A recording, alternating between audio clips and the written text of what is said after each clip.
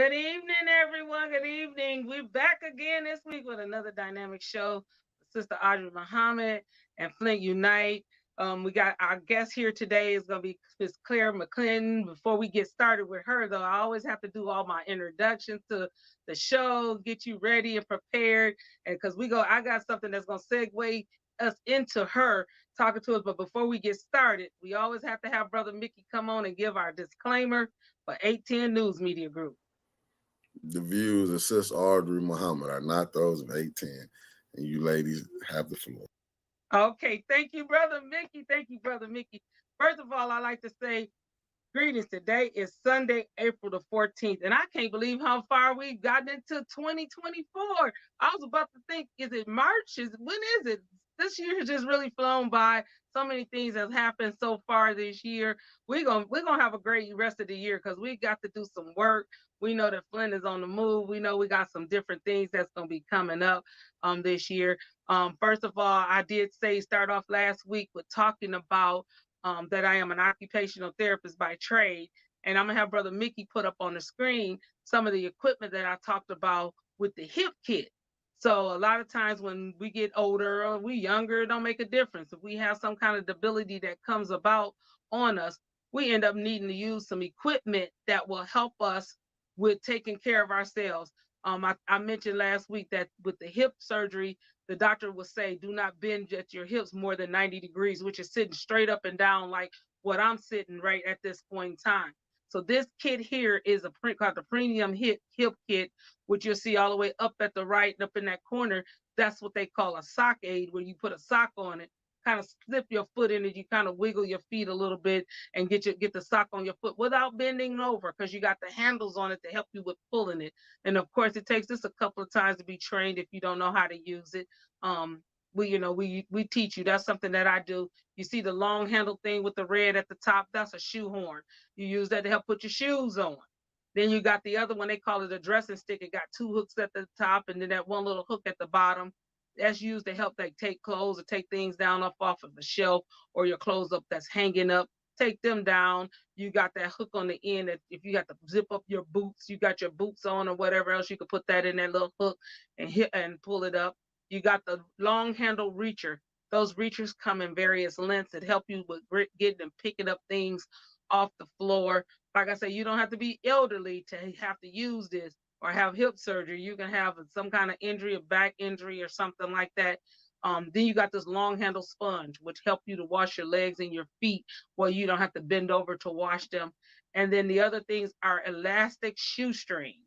Those are good to put into shoes, have your shoes already tied so that when you put your feet in them, you don't have to bend over and try to tie them. Something could be wrong with your hands. You need that to help you out. So that's one of the kits. And I'm gonna have you put the other one up on there because I looked at the Walmart website, and for just under $40, you can get a nice hip kit that'll do everything that you want. It didn't have the elastic shoestrings, but some people like to get those coil ones, those curly ones. The kids used to wear those a while ago. They were just cool, but it just didn't have that the elastic in it. See, this one right here does not have the elastic in it, but what it does have is that the blue part is the the sock aid, and it can kind of roll over and fit into the sock a little differently than the hard plastic one. But you got, your reacher, your shoehorn, the long handle sponge, and you also have the dressing stick. So I did want to give you all a good visual of that. So if you all have a family member or a loved one that does have an injury, look it up. Hip kit, get that for them. Believe me, it could be their best friend. My sister, a few years ago, she was still in her 50s. She fell and hurt her back. She couldn't bend over to pick up something as small as a piece of paper off the floor. The next couple of days, I had a hip kit shipped directly to her house, and she had it. So by the time the therapist came out to see her, they asked her, "You got all of this stuff in here?" And she said, "Yeah, my sister is a therapist," and she sent it to me. So we got her up and going. So I just wanted to make sure that I kind of gave you a briefing on that, and we will at some point in time have those present, and I'll give you a little demonstration in a later show. But I wanted to at least get us started with that. I also would like to, and I don't know, Mickey, if you still have that list of the staple goods from last week's show, but if not, we're going to have Sister Carla on next week, who's going to talk to us a little bit more with the staple goods program. And then we may possibly have another guest to come on and talk about some gardening and farming ideas, because we got to start to taking care of ourselves. If you do not know, start to preparing your home for disasters. If you don't know, yesterday I think there was some strikes that happened over in Israel. So the war is we're getting into the war a little bit more and a little different. And this is not to scare you, it's just only to ask you to help start to prepare you. You got to get prepared. Yeah, those are some of the things that I've canned in the past. Miss Claire, I kind of went kind of crazy when they started telling us to can. So I started doing a lot of canning. And we actually have started to looking for a site to be able to have an open canning class and to start doing stuff right now. Yeah, we got a lot of things. We can start off with the water bath and things like that. And we want to start off, first of all, with doing safety. We want to make sure that we clearly understand what it takes to be safe with canning, to avoid, breaking of glasses, to make sure that the jars are sealing, that we avoid any botulism, any what they call food poisoning. We want to make sure all of those kind of things are taken care of. And we want to, that's something that we're going to be doing in the future. I also, let me see, I'm just trying to think, because Mickey, I know I sent you some pictures. I had just wanted to talk really quick before we get to introducing our Mother Claire here. One of the things that a question that have come up this week, and it's a question about the upcoming elections. And I'll just say I'm not quite understanding the process of those elections. I do know that they're doing them different. I remember when the recall happened in 2017, and I'll let him put this up here because it was 18 people who actually filed on that recall. It was 18 people. I think we all remember that election. Yeah. And that election there was only one election. It wasn't a primary and then a regular election. There was only that one election in November, and all of those people were on that same ballot to determine who was going to be the mayor or continue to be the mayor. And when it was over with, Mayor Weaver had won by a landslide. She had more than 50% of the vote. So all of those other 17 candidates, they were all just considered to be lost. And she was considered to be in there. I had not heard of a primary happening during the time of an election. So that's just me saying that. That has nothing to do with what we're going to talk about today. But those questions had come to me, and I was like, that didn't sound right to me. So I wanted to make sure that I kind of said that. That's something that we have to be able to go and question what's going on. But now I would like to just tilt my camera a little bit so you can see my shirt. You see that shirt say Flint is still broken? This was a shirt from 5 years ago. 5 years ago when I bought this shirt. I actually bought a few of these shirts, passed them out and gave them to a few people that I know. But we're now coming up on 10 years that we're still broken. And I'm going to introduce Mother Claire. I want to put up up that other thing, Mickey, and read it off before we get her in here, so that we can kind of get some clarification that we're doing a commemoration. It's not a celebration. We're not celebrating anything, because we know this is a tragedy that has happened to us here in the city of Flint. And it says a commemoration is a ceremony that honors someone's memory. A commemoration can also honor an event like a war. A commemoration is a celebration of someone or something, usually in the form of a ceremony. Commemorations are often held on the anniversary of someone's birth or death. So it does not mean that we're celebrating, because we are far from celebrating us being poisoned. But we are bringing a commemoration because we want to make sure that people know what has happened to us, and we don't want that to die, because a lot of people think we're fixed, and we're not. We still have a ways to go. But I'm going to leave the floor and give the floor to Mother Claire, because we got April the 25th coming up really soon. And I want her to come on and just talk a little bit about how we got to where we started and how we got to here. And then we let it go from there. We're going to let it flow today. All right, Mother Claire, Claire, we're going to give this to you, Claire McClinton. We call her affectionately Mother Claire. So we're going to let you have it. Yes, ma'am. All right. Thank you so much. Thank you for giving me the opportunity to be on here. And I really appreciate 810 News Media platform, because we need our own outlets to get communication and news out to our community. So I salute 810 News Media for being that alternative to what's really going on. And I just want to say there's a lot of interest in the, because we're coming up on 10 years, news medias from all over the place been calling different ones of us. And well, it's been 10 years, you know, like 10 years is sort of a milestone. And people can't believe it's been that long, and they want to know, okay, it's been 10 years. So what do you say about the 10 years? Well, the 10 years is about the same as it was in year one, because we have not advanced in this process. We have not got clean water. We have not got affordable water. We don't have health care. We have not gotten rid of the emergency manager law that set the stage and pulled the trigger for us to go to the Flint River in the first place. We don't have no accountability. The prosecutions had just fell to the wayside. We don't have no money in our hand from the settlement.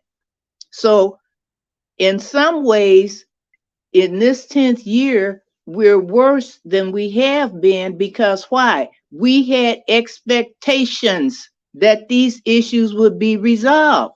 And I think some of us that was in the fight for about the water and the emergency manager and all of that, I think some of us kind of hung back a little bit. We kind of went into a retreat.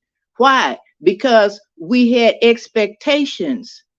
We had expectations that the governor would be charged, that the charges, the RICO statutes, that has not even been talked about.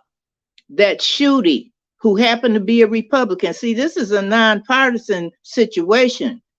This is Republicans and Democrats.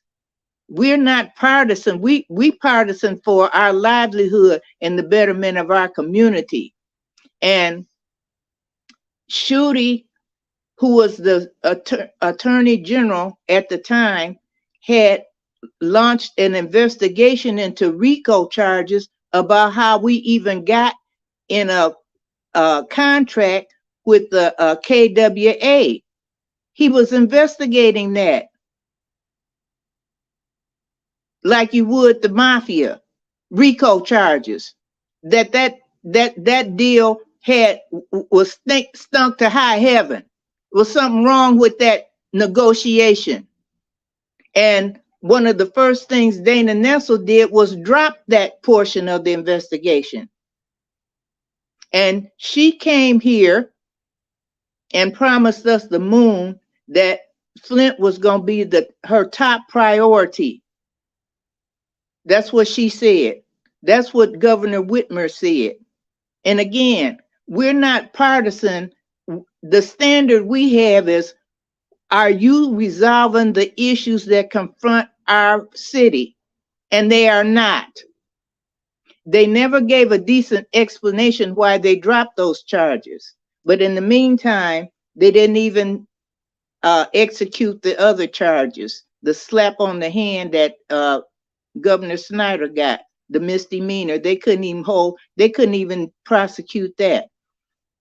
So in these ways, some of these ways, we're kind of worse off, because we've been backstabbed and pushed back so much, and we had expectations that somebody in our government who poisoned us would come back and fix the situation. And that has not happened.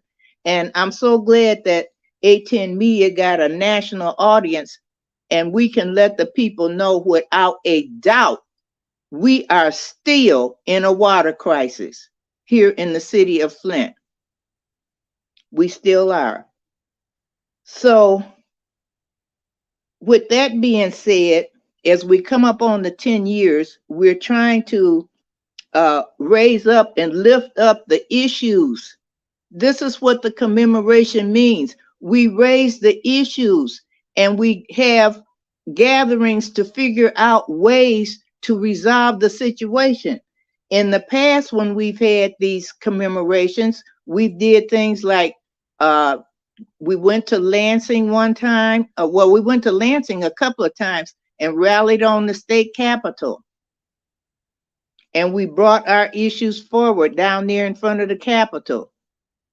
One year, we even had some of the warriors went inside the Romney building and put eviction notices on the elected officials' offices. And so we use this opportunity on April 25th every year to kind of gather our wits about ourselves and come together. And this year we've got to reignite. The movement has kind of fell to the wayside. We've been discouraged. We split all over the place, and there's reasons for that too. But we're trying to keep our focus and keep our chins up, because we got to stay in this fight, and we got to reignite this fight. Because why? Because we have to pass on decent, clean water for the next generation and those children that have been harmed. Imagine this. If you were born in 2014 and you live in the city of Flint, you have never been able to go to the sink and get you a glass of clean water.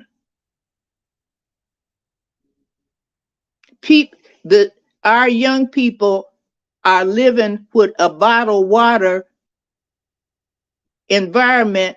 They don't know what it's like to go to the sink and drink some clean water.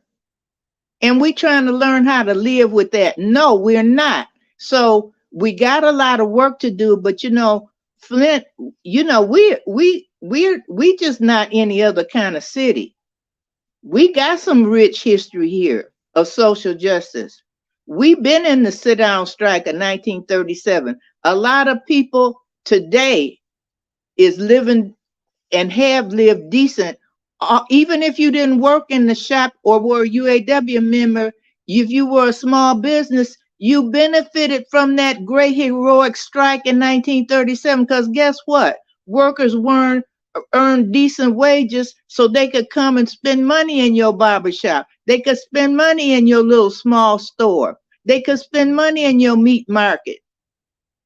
They could spend money in your little clothing shops. We set a standard here. And in the 50s, African American people in Flint, Michigan was the highest paid Black people in the world. We were. But why? Because General Motors was nice? No, because we fought for it. That's why. That's why. And so we do have that in our DNA. We kind of got a social justice vibe about ourselves. We had the first Black mayor in a city our size. Flint. That's Flint, y'all. We was the first city to have an open housing ordinance on the ballot that passed. Flint. That's what Flint did.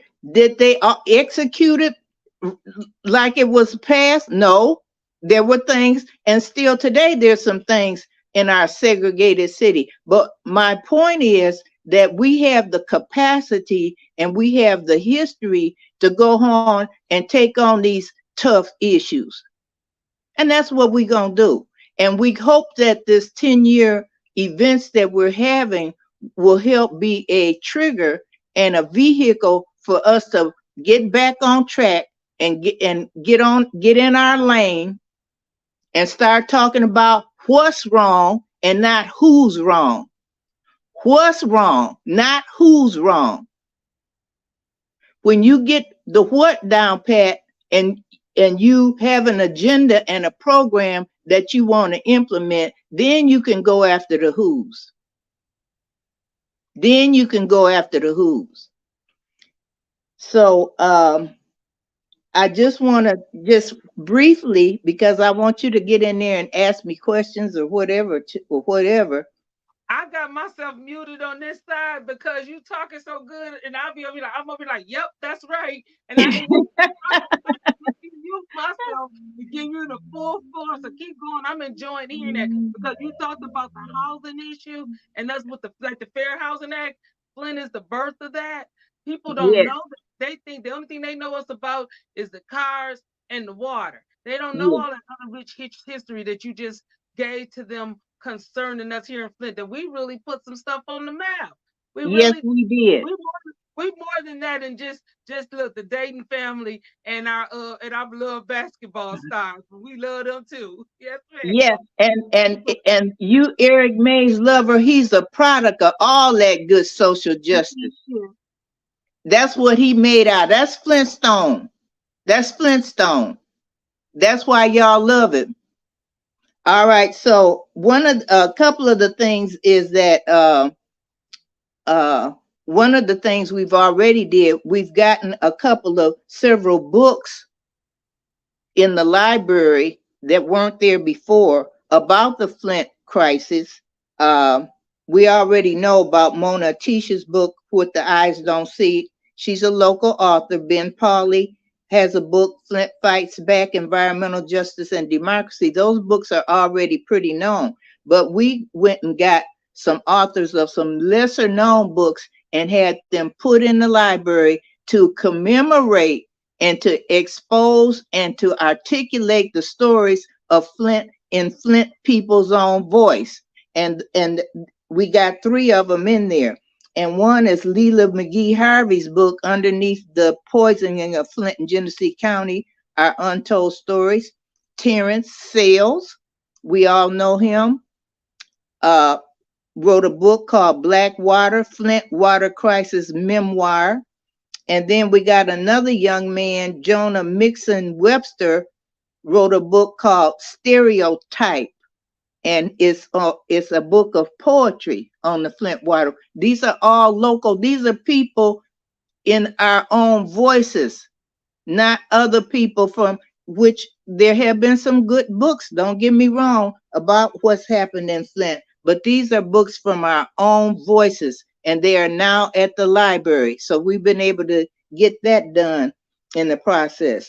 But just a little bit about what we're looking for is that on April 25th, we're going to gather at 11 o'clock at the People's Church downtown. There was the old Hoffman's Deli right across from the Berridge Hotel. And it's now the People's Church of Flint. And we're going to gather there at 11, and we're going to march at noon down to City Hall. And we will be having some speakers and conversations and stuff like that at that event, because we've got to pull ourselves back together. And we have lost some great voices in this struggle. And of course, it goes without saying, Eric Mays, who attended every single event every year, he would come there. As a matter of fact, a couple of years ago, with that baritone voice, he started singing Wade in the Water at the thing. That was the commemoration event where we launched a petition drive for affordable water, and we're still on the battlefield trying to get that done. As a matter of fact, the fight for affordable water preceded the water crisis, because we was hollering and screaming about water rates before they made the switch to the Flint River. So we're continuing on that battlefield too. But we've lost Tony Palladino, Robert Williams, Priscilla Walker. We've lost some great voices and some solid, true Flintstones in the course of this 10 years. And so we're going to be recognizing that as well. But April 25th, which is a Thursday, that evening, we're going to have what we call a solidarity forum. And this is where we're going to have people, we say they're water war zones beyond Flint. In other words, from other cities and municipalities around here who's going through their own water struggles. We can always learn from others, and they can learn from us. We need these kinds of events to pull together. What did y'all do? What did you guys learn? Who helped y'all? What politician can we turn to get us further advance in our agenda. And so we're going to have the Genesee County Coalition for Clean Water, a group from Three Rivers, Michigan. They got some issues over there. Three Rivers was, we just recently learned Three Rivers was one of the sites of the Underground Railroad. Interesting. It's near Benton Harbor. So we're going to have Benton Harbor Voice, Detroit, and Highland Park. So that's that evening at 6 o'clock at local 659. And then Friday evening at 6 o'clock at the People's Church, we're going to have a vigil with testimonies and healing. We're trying to create a space for people who have suffered through their family, or they themselves have been horrendously impacted by the water crisis. We want you to come that evening, and we're going to come together, and we're going to have a vigil, and we're going to try to have a healing ceremony, because we have to deal with our emotional and our psychological issues, and we have to be community. I mean, we're a good, loving community, but we don't always talk about the emotional impact. We'll take people water and things like that, but we got to have a space for people to share their grievances and their heartaches. And people, we're saying, if you have a family member that was lost as an impact of the water, you can bring their picture and things like that. And we're going to have counselors and stuff like that at that as well. Then that's Okay. going to be. Can you do me one favor? When you talk about the local 659, can you tell us where that location is?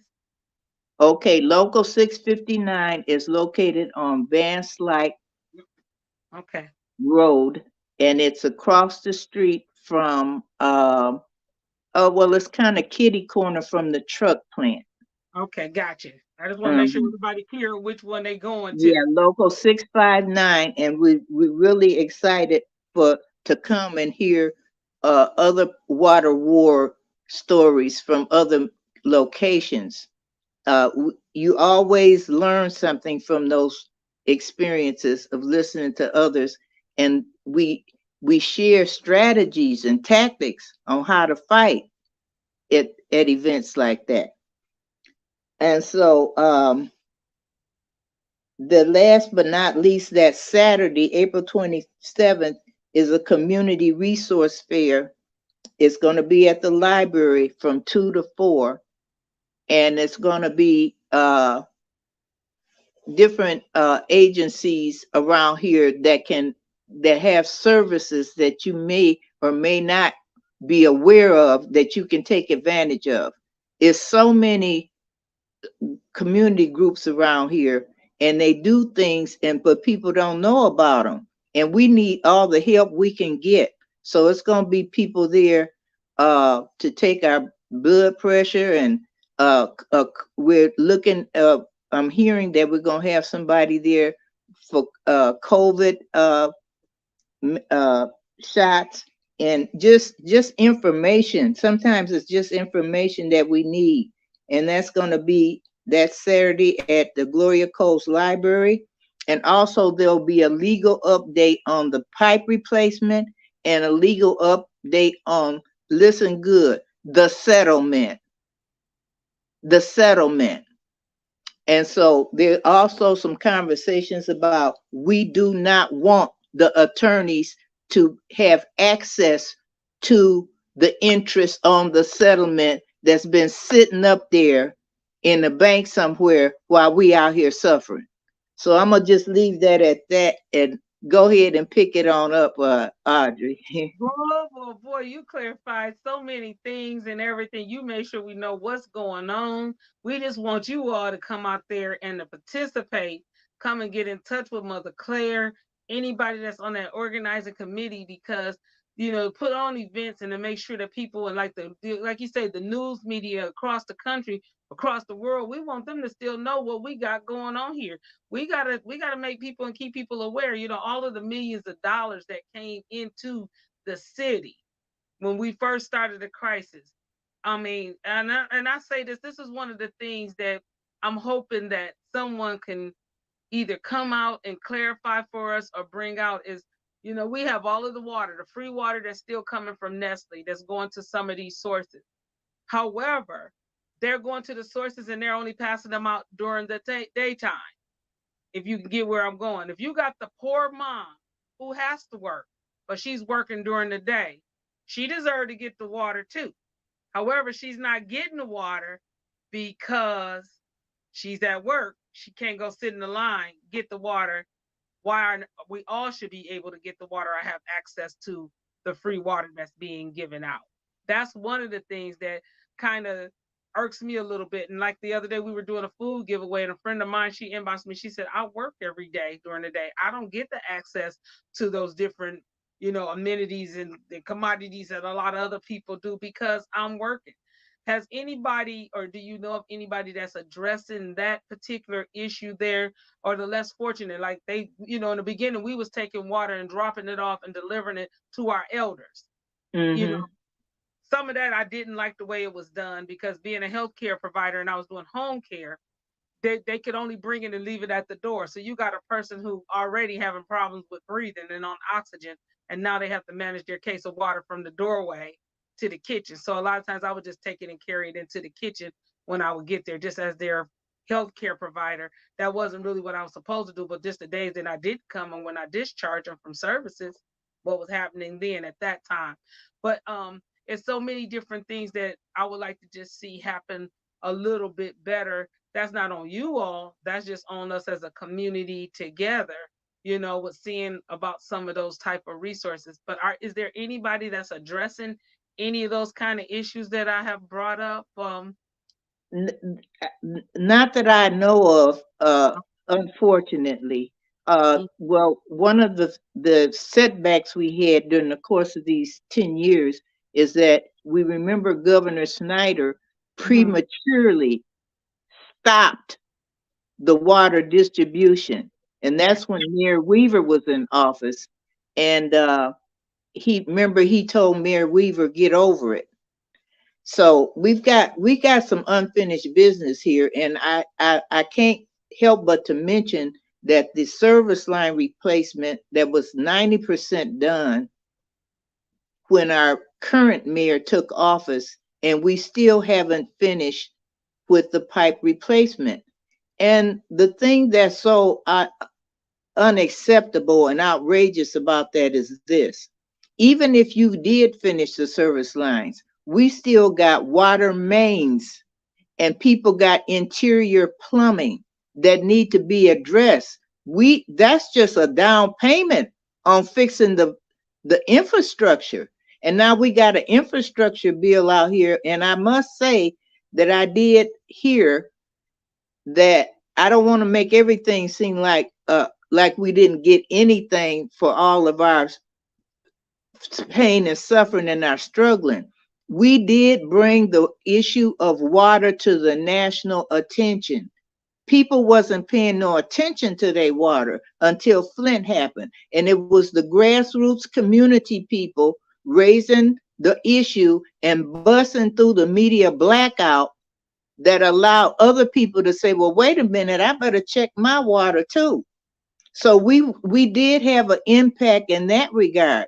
And also we had the impact of where 15 parts per billion of lead was acceptable. That's been reduced down to either 10 or 12 parts per billion. So we're making some little baby steps and in this process, but with this infrastructure money coming in and this is the timing for us to start building relationships with other organizations outside of Flint that's struggling about their water and water rates. In 2014, the United Nations came to Detroit and declared that was a crime against humanity, cutting all these people's water off. We might have to call them back in here in the city of Flint. I agree. We can do that. That's some of the Go ahead. That's some of the conversations that we're going to have. But I did want to say that even the infrastructure bill that the Biden administration is toting and bragging about, even that was partially inspired by Flint and what we did to raise the question of clean, affordable water. So I say that to say we can do something. And this is an election year. This is the time to make our voices heard loud and clear. We're not saying that elections solve all the problems, but what we're saying is we we tell them what to do. They work for us. And we have to, even among ourselves, we have to absorb that thinking. These people work for us downtown. They work for us. We don't work for them. And once we understand that we're their bosses, then we can be a little bit more aggressive and demanding about what our needs are.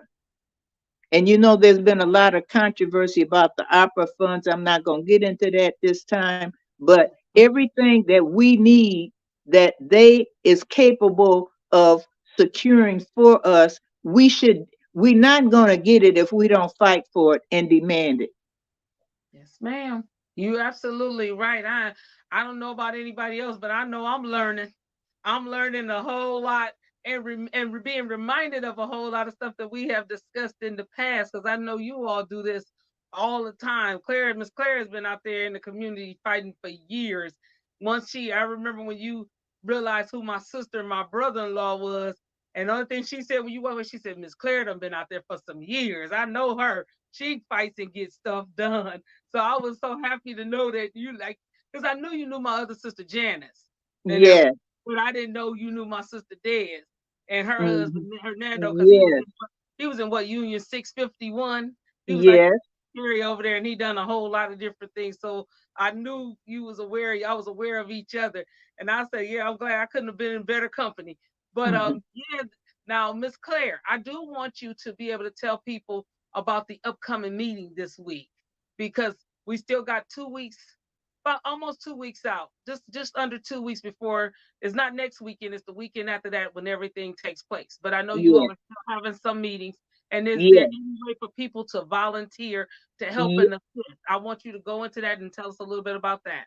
Okay, well, anybody that wants to help, you can help and volunteer to work on any of these events that we're having for those 3 days, or maybe just one of them, or just show up. But I can tell you that at 6 o'clock on Tuesday at Salem Lutheran Church, right there on Rankin and King, we will have available flyers about this 3 day activity. So if you want to come and sign up to help do something, or you want to come and get some flyers, you can come right over there to Salem Lutheran Church on the corner of Rankin and Martin Luther King and pick up some flyers and hand them out in your neighborhoods or to your neighborhood organizations or your church, because it's past time for the city of Flint to exercise their roots and their spirit and show up and say that we are not satisfied and we will not be sit down and let you run over this city. We ain't that kind of city. Like we said several years ago, they poisoned the wrong city. Y'all poisoned the wrong city. So I'm gonna just leave that right there. They didn't know they had a bunch of resilient people, did they? They didn't know No, that. They no, wasn't aware that we fighters, and we've been fighters from the beginning. That's why I yes, tell people, I say, y'all don't know I was born in this world into the midst of the fight to what was happening. I was born in the height of the 60s. Okay, I told y'all a little bit how old I am. But I was born in the height of the 60s, and I had three older sisters. So what my mama wasn't fighting, my three older sisters was always out there fighting. Sister Janice was 15 years older than me, so she was more like the mama sister. And then I had the other two sisters that was 10 and 7 years older than me, and they was always out with the Black Power sign out. So I ain't had no choice but to be a part of the fight and the struggle. Plus, a lot of people didn't know what my mom used to be out there to do. I was laughing because Henry Hatter, he went to elementary school with my mom and he knew her. He came up to me and said, "Boy, your mama always was out there. She speak her mind and she didn't back down to nobody." I said, "They tell me I'm a little bit like her." So All right. that's all I can say. I said, so I got it honestly, I got it from my mama, as they say, and everything. So now I know with the these basic needs fair, I know you said there's gonna be like vendors there that's gonna be talking about some of the things.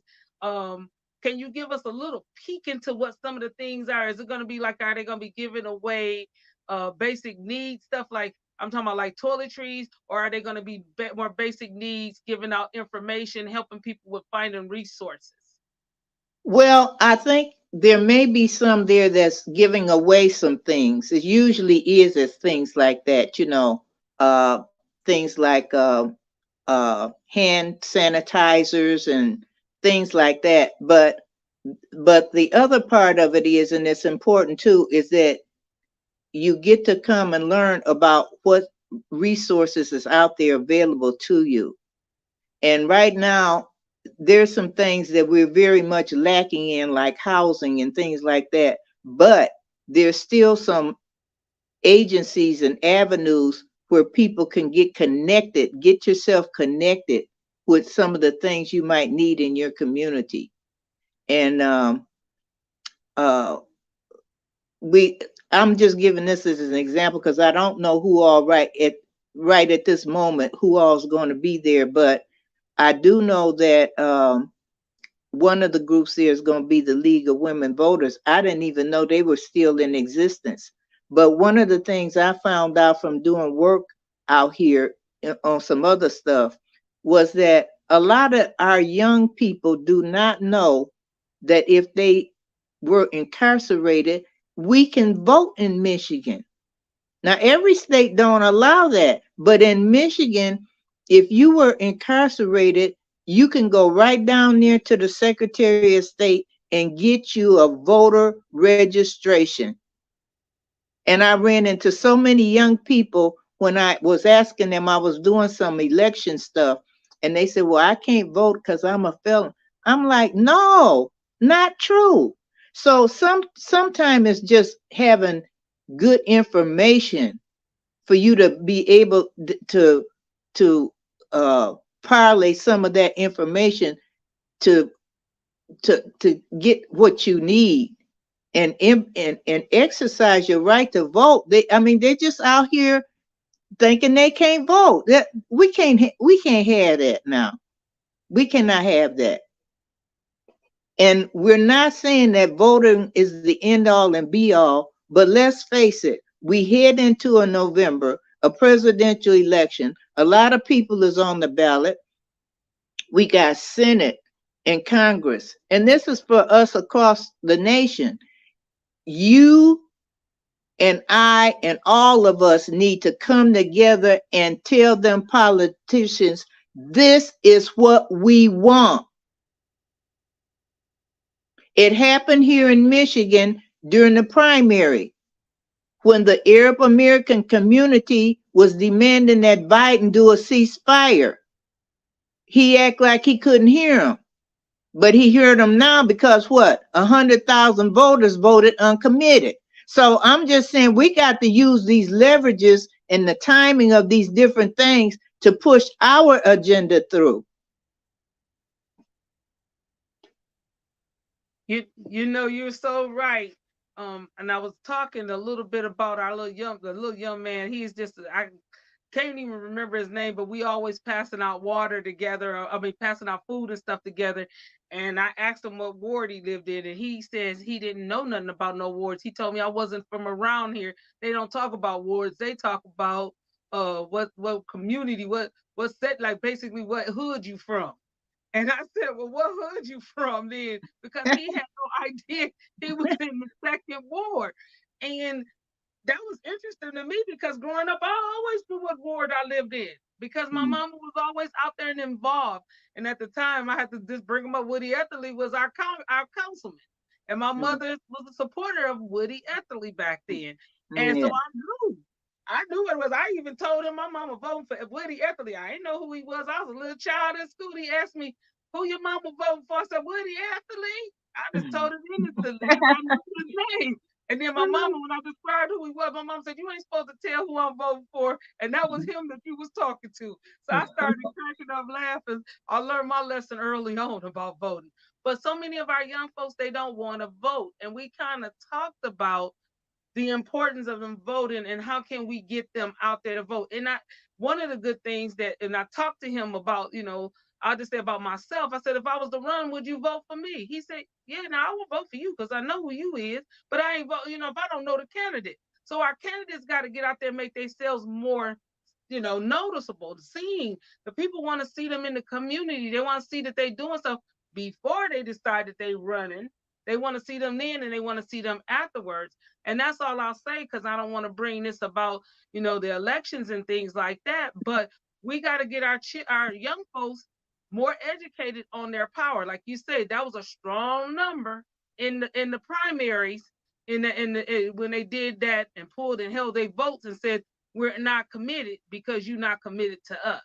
And we don't understand how strong our vote is. I did go down to Detroit to the strong minorities, when it's talking about the women and how much power we have as women to vote. So I'm glad to see the League of Women Voters are still around.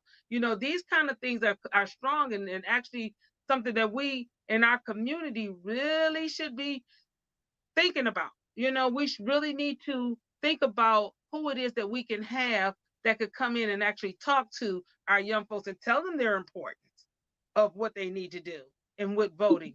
My son was one of those ones that I ain't voting for nobody. We couldn't even get him to go out to vote for Obama when Obama was running.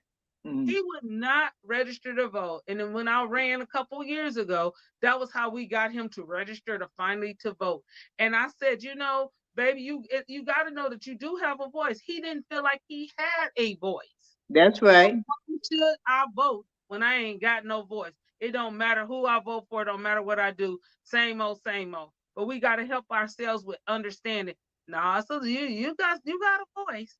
You got something that you could do, and your voice can be heard. But that is so inspiring.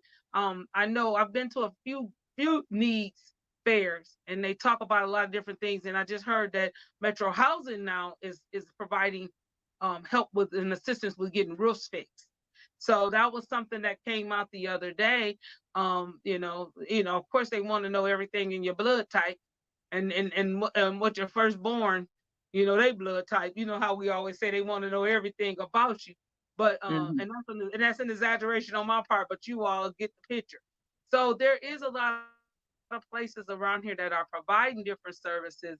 We want to make sure that our people do know that, and I'm hoping and praying, and even with job fairs, there's a lot of different things that be popping up. It's coming up to the summer, so you all stay tuned and get to listening and anything. So I know we're gonna get ready to close out in just a moment. I do want to give Miss Claire the chance, and I'll go through. I want to give her a chance before I do all of our parting words and our soliciting, because we want you all to like, share, subscribe to the 810 News Media Group. We want you all to hit that Cash App button, $ 810 News Media Group. We want you to donate to us. We want you to stay tuned to all of our shows that we have going on Monday through Friday from 9 to 11. We got The Bump. We got on Friday, on Thursday, Winters Hall come back from 6 to 7 with her guests. And on Friday, after The Bump is over with, that's a hot Friday. What do y'all call it, Mickey? Y'all call it something else. I can't remember the term that they use about Friday, because what y'all call Friday? Mayhem. Call it mayhem, y'all. No, they don't. Mickey just talking, because they got The Bump to 11, and then Trevor and Clack come on. At what time they come on Fridays? 1 o'clock. At 1 o'clock. Then you got Clack and Carol. They come on at 5 o'clock. Then you got Sister Circle come back on right after they get done, because sometimes they run over. So she starts saying at 6:10 instead of 6 o'clock, which is cool. Then you got Ashley Rich come on and talk about the Hollywood moments and what's going on in Hollywood. That's a hot Friday. That's all I can say. Friday is a hot day. Then you got Tanya Burns coming back on Saturday mornings at 9 o'clock, 10 o'clock. This week she came on a little later though, right? Yep. Yep. Okay. So Tanya Burns be on sometime or another on Saturday mornings. Most of the time it's earlier in the morning, like about 10 o'clock. But this week I knew it was just a little bit later because I didn't get the notification till late. And then of course you got me on Sundays, every Sunday at 5 o'clock. We try to get it in. And next week we're gonna have another hot guest on, which is gonna be Sister Carla Muhammad. And we're hoping to get another special guest to come on with her to talk about the gardening, and then we got the upcoming staple goods products for the Nation of Islam. I always would be remiss in my duties if I didn't take the moment to tell you all to invite to come out, visit with us, come to our location at 1417 Stevenson Avenue. That's where the mosque is located now here in Flint. But if you're not able to make it out or you're living in another city, you don't know where to go to, you can always go to noi.org. That's the nationofislam.org, just noi.org, and listen to any of our lectures. Go back, review the lecture from Savior's Day this year, last year, the year before, the criterion, all from the Honorable Minister Louis Farrakhan. And I can tell you, he did a series that was about 55, 56 weeks long. It was that long because he only wanted to do a year, but he had gotten sick that year back in 2010, called The Time of What Must Be Done. I went back to review all of the sessions because he did an hour session a week. I tell you what, it sounded like he was talking to us just here today or yesterday when I listened to him. And I tell you, he did that back in 2010. So he's been warning us for a long time. Please go back and listen to those and tune in. But I'm going to let Mrs. Claire give us some parting words. Did I miss anything, Mickey? Did I miss mentioning anything you could think of? No, ma'am. Except Clubhouse on 7:30 on Saturdays. Clubhouse at 7:30 on Saturday. I got it there yesterday for the first time, and there was a lot of people. You know, we had a lot of folks in there, a lot of moving parts, and great conversation. I was like, woo, okay. And then I would be remiss not to tell everybody, thank you all for your support. I apologize for anything that I may have said or done that could have been offensive to anyone. And I, just know that the Nation of Islam do stand on business. They support our community as a whole. Sometimes we get a little off a little bit, but and that's because we're all still growing. That I'll just leave it like that. But I like to thank you all for all of your words of encouragement and love and outpour of support. I love you. I love you. I love you. And I'm gonna give Miss Claire, before we say goodbye and peace, Miss Claire, take us out. Okay, well, I have enjoyed being here with you today. And again, I can't thank 810 News Media enough. I hope you continue to be strong and grow because this station provides a service to keep people informed of what's going on and also to give people an opportunity to share their ideas and views. And I think it gives us such encouragement to have the access to this media that we don't have nowhere else as far as the mainstream medias. And again, if anybody wants to participate or get flyers about the upcoming events coming up on the 25th of April, we call it a commemoration because it's a sad day in our history, but it doesn't mean that we have to end up stay stuck in sad. We are a fighting social justice minded community, and we will fight on. And we're going to get in our lane, social justice, the haves versus the have nots.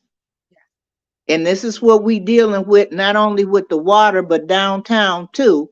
The have versus the have nots. And we have got to equip ourselves and arm ourselves and gear ourselves up and reignite the social justice that we know we represent here in Flint. So again, you can come by Salem Lutheran Church on Rankin and King Tuesday evening at 6 o'clock. Get you some flyers, get the word out, and join us. We fired up. We ready to go. Thank you. Thank you. And hopefully we can have her on here again soon, talking about some more stuff as we get ready to move out and take care of some stuff in the community.